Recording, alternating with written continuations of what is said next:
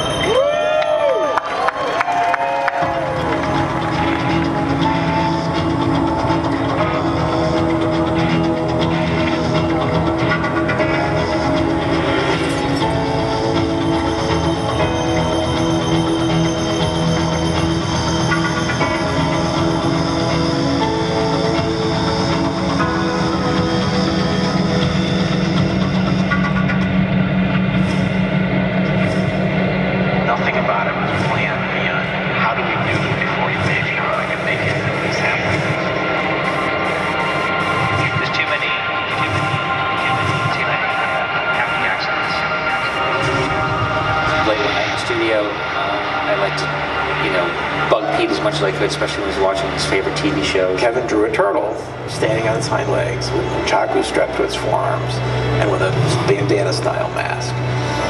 And he showed it to me. He says, "Hey, this is a Ninja Turtle." And I was like, "Yeah, great."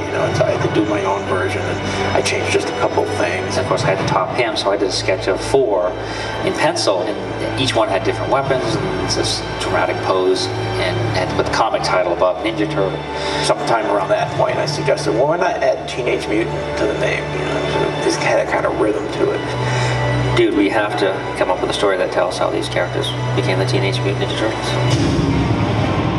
The first issue came out, it was dubbed as a parody. So yes, they were making fun of the ninja trend. They were making fun of the overblown Frank Miller dialogue. They were making fun of the dynamic poses of Jack Kirby. Borrowed some money from Kevin's uncle, took whatever money we had ourselves, and managed to scrape that all together and print 3,000 copies. It was real. It was passionate. And that, come on, that just shoots out of the pages.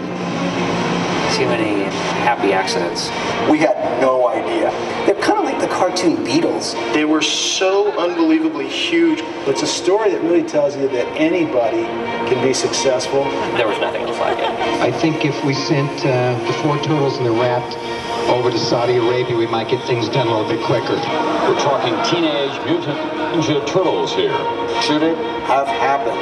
The odds are infinitesimally low, but it did. On the spot at that time, they offered me an inking job. Nothing about it was planned beyond how do we do a 40-page comic and make it at least halfway decent. Work a little bit, play airsoft rifle, shoot each other, play basketball.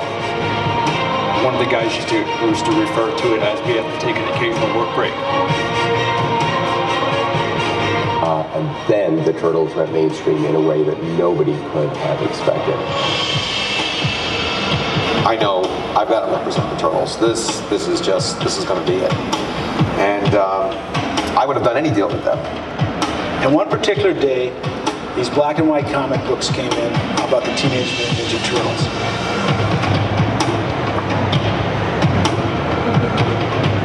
This is very neat. It's pretty neat.